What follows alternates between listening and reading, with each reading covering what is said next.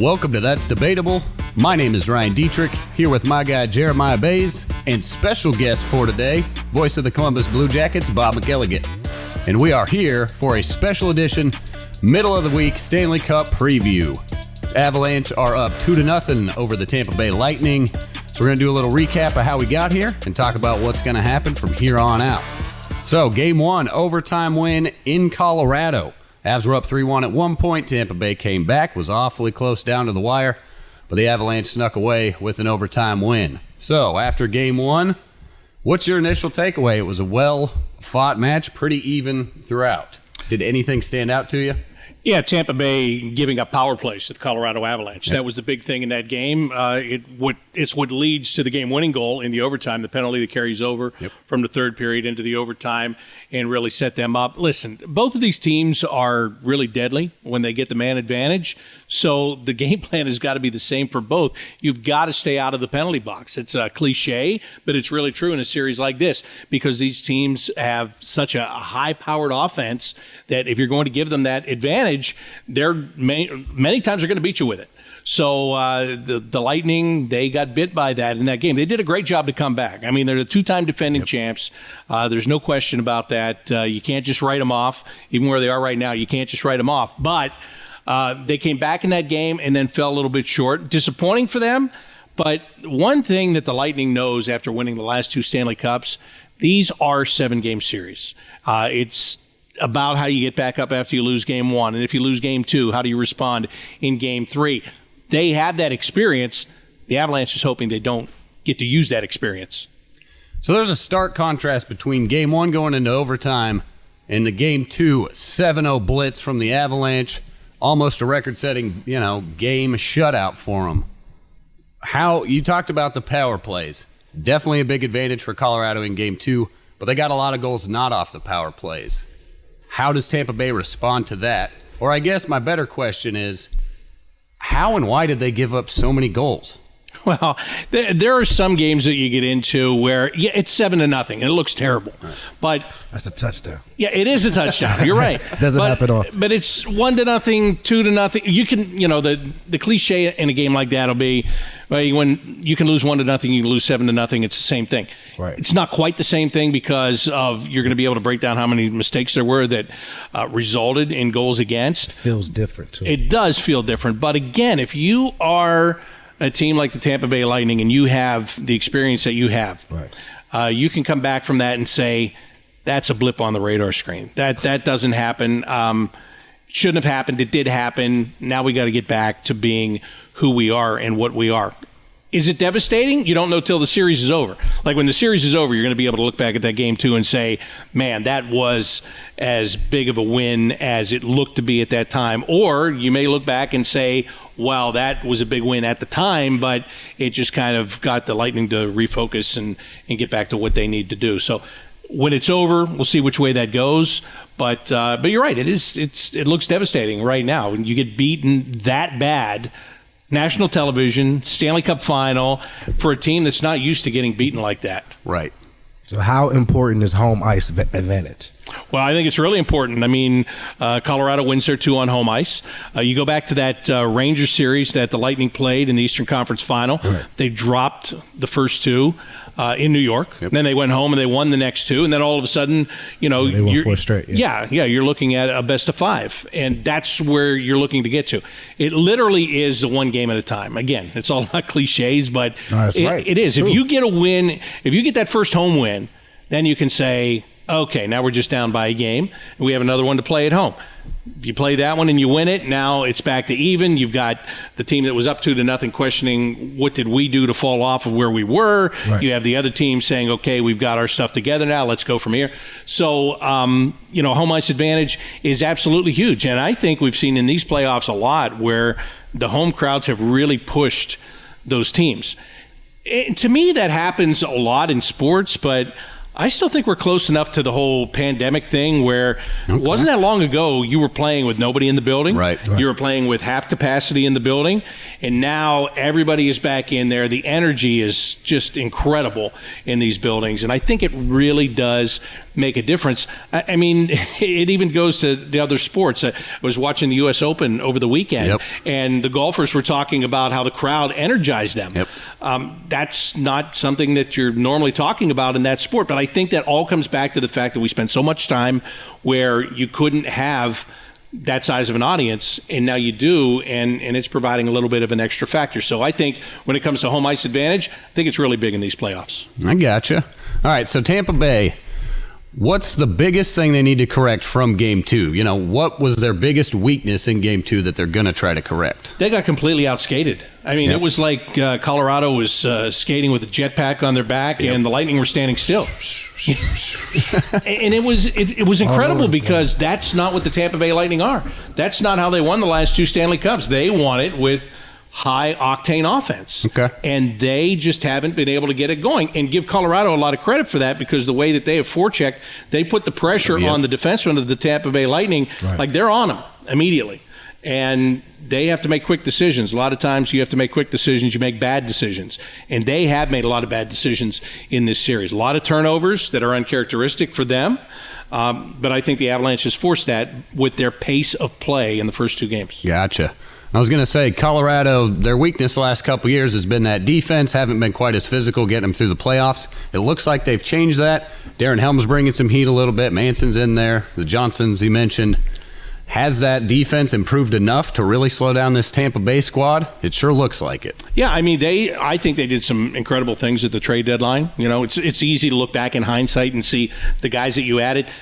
When you add these guys, you want them to fit in the room. The chemistry has got to be right. Sure. You don't. If you have a team that gets along well and they're doing things well, you don't want to bring in a guy who has a lot of talent but doesn't fit in with everybody else, because that kind of throws it off the rails a little bit. They did a great job. Josh Manson, you mentioned, he's come in, big guy, physical guy. That's what they wanted on their blue line. He's also putting the puck to and in the net. So that's a bonus. Anytime a guy like that does that, that's an absolute bonus. I think one of the things that is it's kind of under the radar here, Jack Johnson, a guy that formerly played with the Blue Jackets. He left the Blue Jackets. He went to Pittsburgh. They gave him a big contract for a lot of money. The Pittsburgh fans they're still beside themselves over that. They thought that he got overpaid and that he was washed up at that time. Early in the playoffs, Samuel Girard goes out with an injury for the Colorado Avalanche. Jack Johnson has had to step in. He's not flashy. He's not going to wow you with his offensive prowess or anything like that. Big body guy. He's just going to be on you. Right? Body on body, slow you down, get in the way, block shots. That's what Jack Johnson does, and he does it really well. So those guys are doing that, and then when you go beyond that, I mean, my goodness, Cale Makar and Devon Toews are arguably the best defensive pair in the National Hockey League right now. That's what I keep hearing. And that's not just offensively, because Makar is huge offensively, but these guys are playing great defense. They added really well to their back end with the Manson trade. They got deeper there. They got Arturi Lehkonen to play up front. They made their forwards deeper. You mentioned Darren Helm. He was a guy that they brought in because he had won with the Detroit Red Wings, and they wanted experience. He has fit in really well. They did an excellent job of assessing their roster, bringing in guys to fill holes, but bringing in the right guys to fill holes. That's the tough part to do. Sounds like they did what the Rams did. To get to the Super Bowl. That's exactly absolutely right. That's absolutely right, because it's the chemistry thing in all the sports, right? Again, you can bring in the most talented guy. Right. And the New York Yankees did this for years. They'd go get the best players at positions, and they wouldn't mesh as a team, and they couldn't win. You got to get the right people to come in. You're right. The Rams are a great example of that. It all clicked at the right time. And for Colorado, again, they did their homework before they made the trades. Yep, General Manager Joe Sakic, Super Joe getting it done. You mentioned Cale Makar. Game 1, Wayne Gretzky commented on air. He said he hasn't seen anybody play quite like this since Bobby Orr. How good is Cale Makar, or how great can Cale Makar be? No, you don't have to ask me. If Wayne Gretzky says that he's compared to Bobby Orr, that's all you need to know, right? But he's really, really good. I mean, since he's come into the league, he's done great things. Again, great offensive numbers. He's got great instincts. Yeah. And we were just talking about chemistry. This is a guy that could have demanded a really big contract right away, and he took a team-friendly contract, which enables the team to have money to go spend on other guys and make the team itself better. That tells me a lot about his character. But when it comes to his playmaking ability and his his talent, obviously, really second to none right now, the way he's played in these playoffs. Yeah, he's Avs leading point scorer in the postseason. So we look at some things like that. The Conn Smythe Trophy. You got any favorites for the Conn Smythe, which would be the Stanley Cup Finals MVP? Yeah, well, it's actually the playoff MVP, so it can go beyond that particular series. His name is probably in that. Yep. And Valeri Nichushkin is another kind of front runner. Nichushkin is amazing to me. This is a guy that was a first-round pick of the Dallas Stars a couple of years ago, and he was so-so in Dallas. He ended up leaving Dallas, and he had his last year there. He was non-existent, really. And he went back to Russia, and now he comes back and he plays for the Colorado Avalanche. And this guy's going to make a lot of money. As a free agent, he's going to make a lot of money because he is getting it done in crunch time right now. To me, he's been the biggest surprise. Okay. Like if you would have lined up all of the Colorado forwards and said to me, which guy's going to have 7 goals and through the playoffs for the first 2 games? Who's going to have 7 goals? Well, after Nathan McKinnon, I'll go with Landeskog. There's a number of guys to pick. And Nichushkin has been unbelievable. So he's not a Conn Smythe. Well, I shouldn't say he's not a Conn Smythe guy. Maybe he sneaks into the conversation. But, man, going into the thing, there's no way I'm picking him. And especially with Nazem Kadri out and Sammy Girard out, Nichushkin stepped in big like you mentioned. So, yeah, big surprise there. I think the biggest surprise, though, for the Colorado Avalanche is Darcy Kemper, their goaltender. And to me, in watching the first couple of games, you look on the other side where you can arguably have Andrei Vasilevsky, the best goalie in the world. Yep. I don't think there's any doubt. I don't think he's the best goalie in the National Hockey League. I think he's the best goalie in the world right now. And then you've got Darcy Kemper on the other side who going into it, it's the old, he's never won a Stanley Cup. Yep. Well, here's newsflash. There are a lot of guys that never won a Stanley Cup, and you're not going to get over that until you win a Stanley Cup. Right. Right? I mean, the Chicago Blackhawks won it a couple of times. The first time Antti Niemi was the goaltender, and everybody always said, well, he's not good enough to win the Stanley Cup. Oh, but yes, he did. Then they win it again with Corey Crawford a couple of times, and going into it, they go, well, Corey Crawford's never won a Stanley Cup. Well, yes, he has. Okay? So it's kind of an unfair stigmatism until you actually win it. But I'll tell you one thing, that one thing that the Colorado Avalanche is doing really well when it comes to Darcy Kemper is they're making sure he doesn't have to be the star of the show. They are keeping the Avalanche away from him as best as they can. And then they go on in Game 2 and they score 7. If your goaltender's a story when your team has put up 7, then there's a real problem, right? So they've done a really good job of protecting him in the way of just playing sound hockey, whether it's cranking up the offense when they need to, or whether it's making the defensive plays and blocking shots when they need to. Yeah, dominating possession, in their offensive zone makes it a lot easier on Kemper, kind of on the other end. No doubt, no question. So we've got some John Tortorella news in the news this week. Thoughts, comments? John Tortorella with the Philadelphia Flyers. Match made in heaven, is what I say. Oh, come on. Philadelphia, go back to the old days of the Broad Street Bullies when they used to beat everybody up. John Tortorella is, if there is not a more perfect fit in the National Hockey League, I don't know what it is. This is where he belongs. And I laugh, too, because, John Tortorella was with the Blue Jackets for 6 years. Yep. And I have a very good relationship with him, and I loved interviewing him. And I remember we were in Philly one time, and I said to him, at the end of my interviews, I always try to give him kind of a jab to make fun of him or something lighthearted. And I said, boy, you'll love being on that bench tonight here. The Philly people really love you, huh? And he goes, oh, don't even get me going. They hate me here. They hate me. And that goes back to when he was coaching the Tampa Bay Lightning, and he coached them to a Stanley Cup championship. Ken Hitchcock at the time was in Philadelphia. They were battling Philly in the playoffs, and he told Hitchcock, shut your yap. And the next game, and he told me the story, the next time they came back to Philly, the bus backs down the hill and parks down by the loading dock. Right. And the people, the parking lot for the regular fans is now up above you, and there's a railing there. They were all standing there booing him, ready to throw stuff at him when he got off the bus at the next game after he said that about Hitchcock. So the Philadelphia fans have never loved John Tortorella. They've hated him. They're going to love him. They love him today. They'll love him more in September. I think he's a perfect fit there.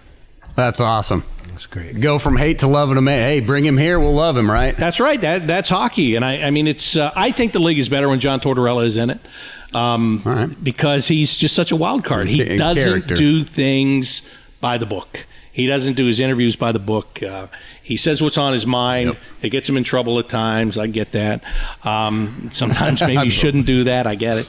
But I appreciated him for that. And I will tell you this. I've done this for a long time, and I've never seen a guy that is more of a staunch defender of his players than John Tortorella. Something that regular people don't understand, and other media people in other cities don't understand, is sometimes when John Tortorella is making something about him, they will take it as kind of a narcissistic thing. Well, this guy thinks he's so important, he's got to make it about him.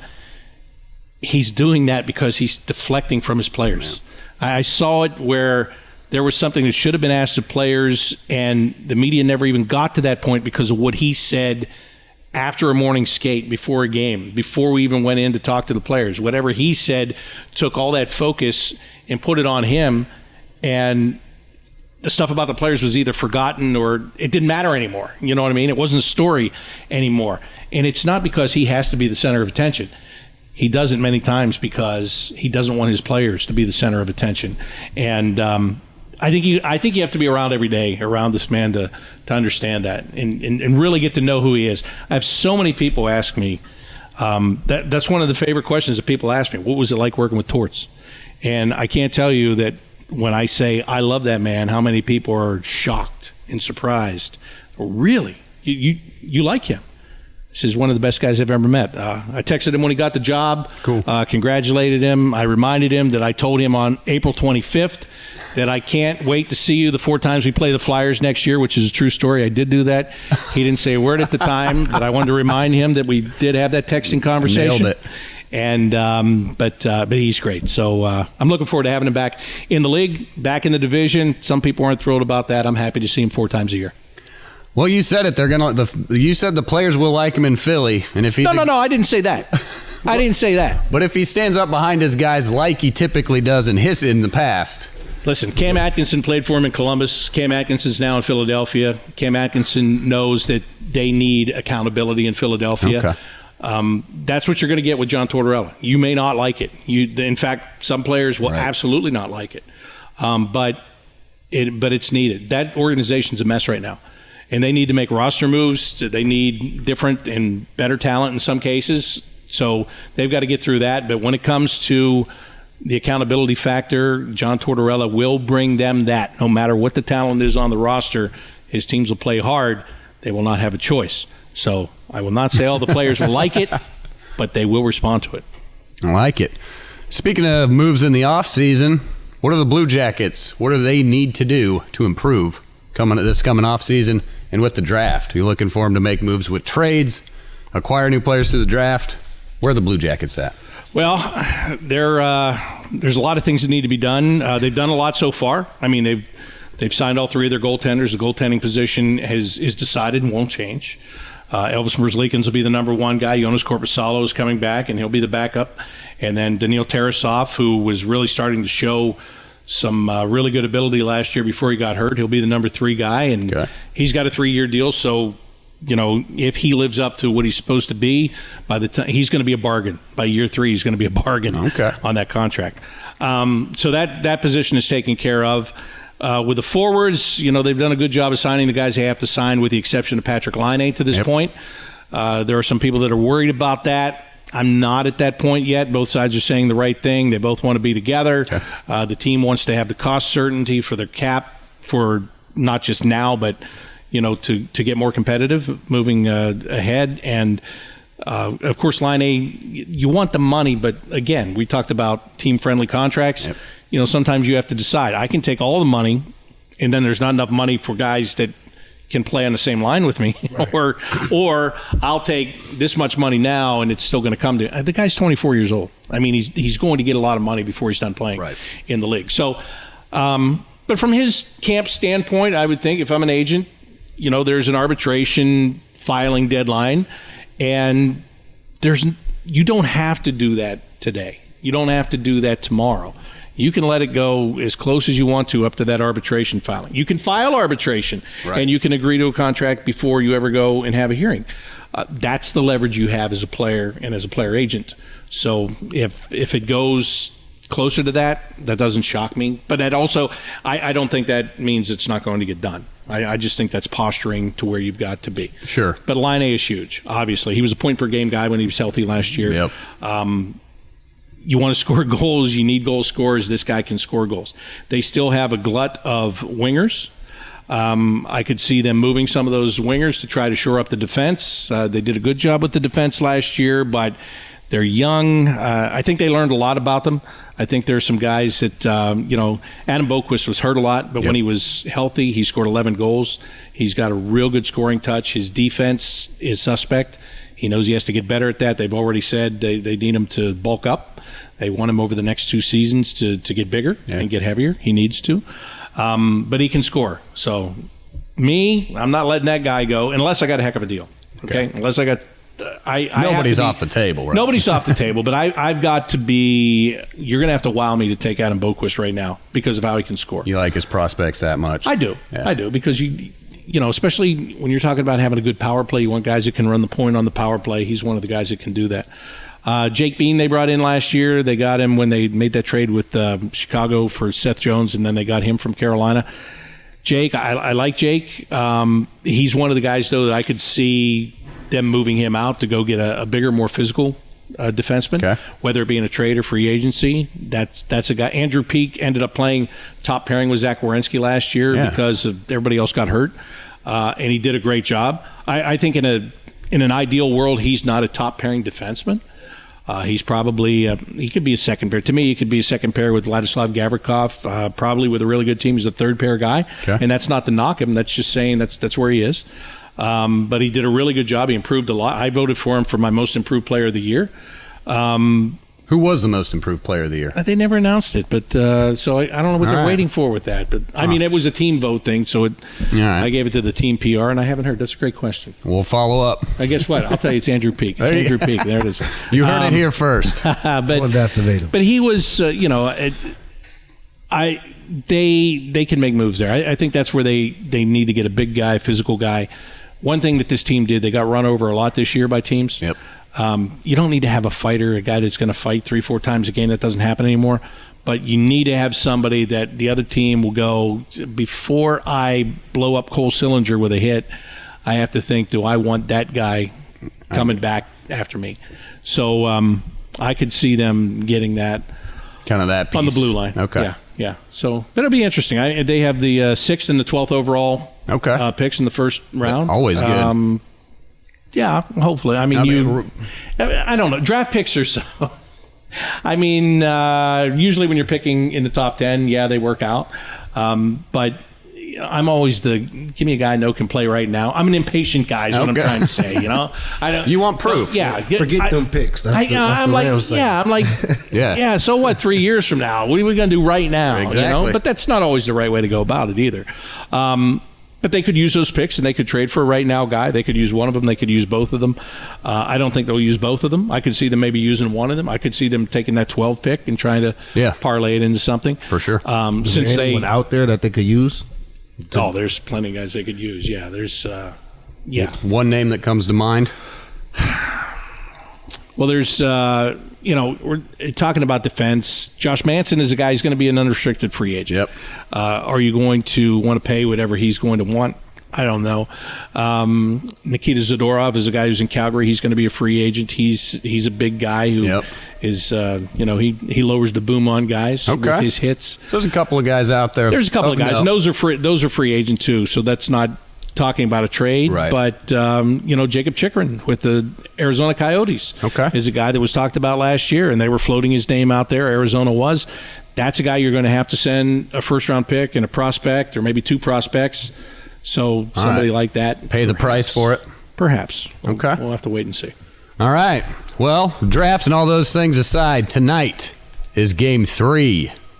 You got a prediction? Is Tampa going to turn it around, or did the Avalanche just shut down Vasilevsky and put him to sleep? What you're trying to ask me is, did the Avalanche bury the Lightning, right? Yep. That would be the right way to put it. Did the Colorado Avalanche bury the Tampa Bay Lightning in Game 2? They did in Game 2, but they haven't overall. Okay. I like every analogy in the book. I like Tampa. I like Tampa at home.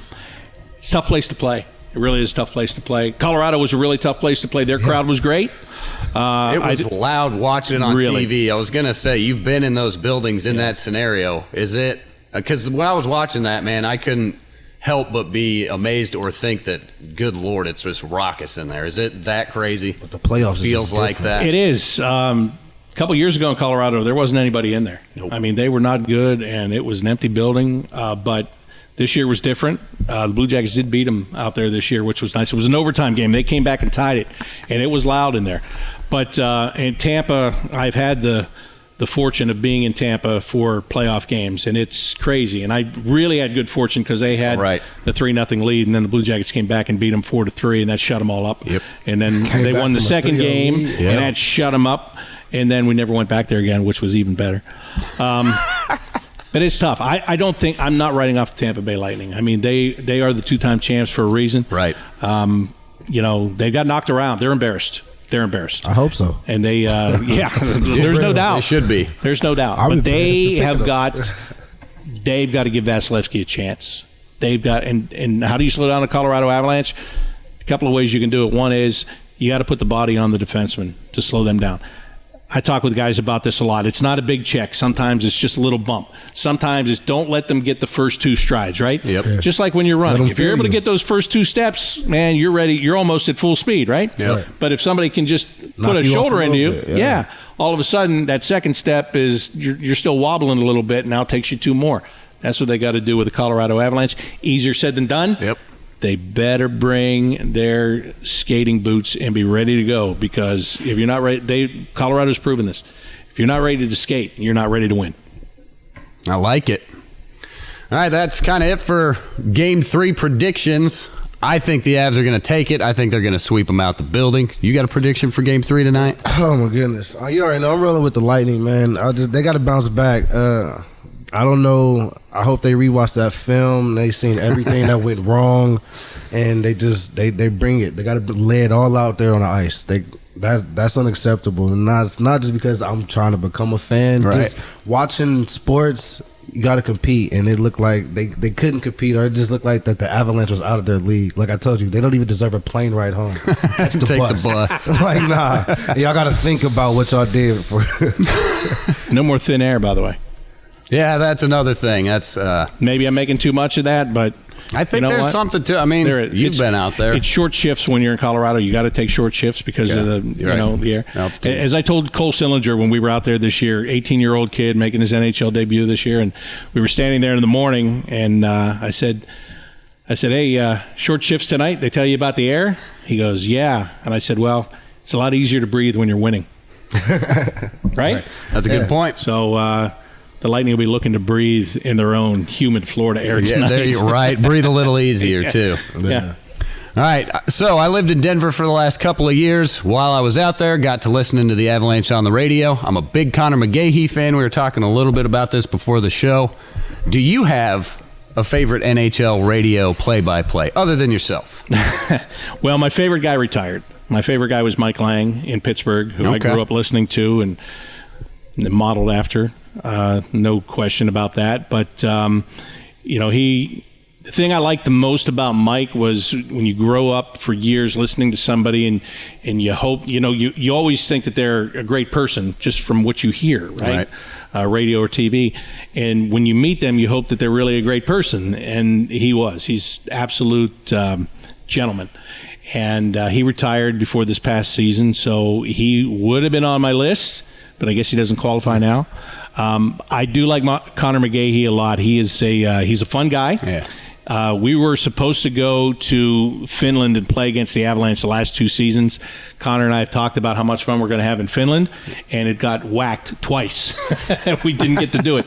Two COVIDs on that one. So we're supposed to go this November. We've already talked about it. I've texted him after some of his calls in the playoff games.